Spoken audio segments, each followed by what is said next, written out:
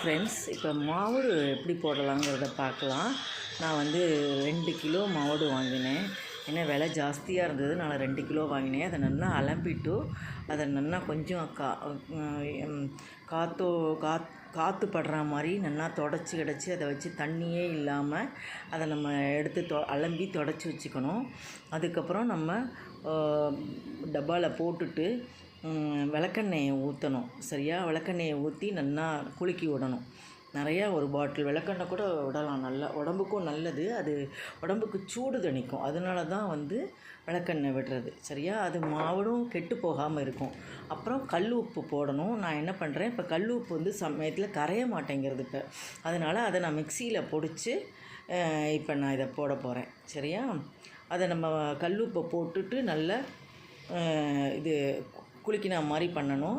அதுக்கப்புறம் அதுக்கு தகுந்த மிளகாய் வத்தல், கடுகு ரெண்டையும் நல்லா வெயிலில் காய வச்சுட்டு அதை வந்து மிக்சியில் போட்டு நல்லா பொடி பண்ணி எடுத்துக்கணும். சரியா? தண்ணியே படக்கூடாது. மஞ்சப்பொடி போடணும். உப்பு போட்டதுமே மஞ்சப்பொடி போட்டு குலுக்கிடணும். அதுக்கப்புறம் வந்து இந்த காரப்பொடி போட்டு நம்ம நல்லா ஸ்ப்ரெட் பண்ணி விடணும். எல்லாத்தையும் நல்லா குலுக்கி விட்டு உப்பு எல்லாம் அடியில் போய் சேர்ந்துக்கும். அதெல்லாம் வந்து எல்லாத்தையும் குலுக்கி விடணும். குலுக்கி விட்டுட்டு நம்ம என்ன பண்ணணும் நெக்ஸ்ட்டு அப்படின்னு பார்த்தா, கையே துணி சுத்தமாக வந்து துளி கூட தண்ணியே படக்கூடாது.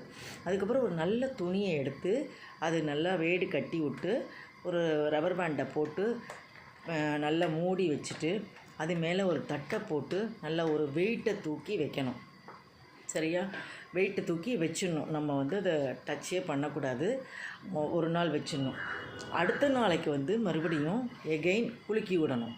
ஏன்னா நம்ம மாவுடு வந்து ரொம்ப சென்சிட்டிவ். காத்தால பெட்டை விட்டு எழுந்து வந்ததுமே அதை தொடக்கூடாது. குளிச்சுட்டு தான் அதை நம்ம குலுக்கி விடணும். இல்லைன்னா டக்குன்னு பூஞ்சக்காலம் வந்துடும். சரியா? அடுத்தது இன்னொரு நாளைக்கு அதே மாதிரி பண்ணி நம்ம நல்லா குலுக்கி விட்டு எடுத்து பார்த்துட்டு தண்ணி விட்டுக்கிறதா பார்க்கணும். ஏன்னா உப்பு போட்டிருக்கோம் இல்லையா, தண்ணி விட்டுக்கும் நல்லா. இதை மறுபடியும் ஒரு தடவை குலுக்கி விடணும். நம்ம இந்த மாதிரி குலுக்கி விட்டோன்னா இப்போ அடியில் இருக்கிறதெல்லாம் மேலே வரும். நல்லா குலுக்கி விடணும். ஸோ குலுக்கி விட்டு பார்த்தீங்கன்னா இப்போயே தெரியும் முதல் நாளைக்கும் அடுத்த நாளைக்கும் நிறையா வித்தியாசம் இருக்குது. சரியா? ஸோ அதே மாதிரி மறுபடியும் துணியை போட்டு மூடி வச்சிடணும். மூடி வச்சு நல்லா வெயிட்டை கொடுத்து இது பண்ணிவிட்டு மறுபடியும் எகெயின் திறந்து பார்த்தோம் அப்படின்னா இப்போ உங்களுக்கு வித்தியாசம் தெரியும். இது 3ஆவது நாளைக்கு நான் அந்த மாதிரி பண்ணுறேன். நல்லா சுருங்கிண்டு மாவடு இன்னும் நல்லா சுருங்கும். போக போக தண்ணி நல்லா மேலே வந்துக்கும். நிறைய தண்ணி. இந்த சாந்து இருக்குது பாருங்களேன், மாவடுவோட சாந்து.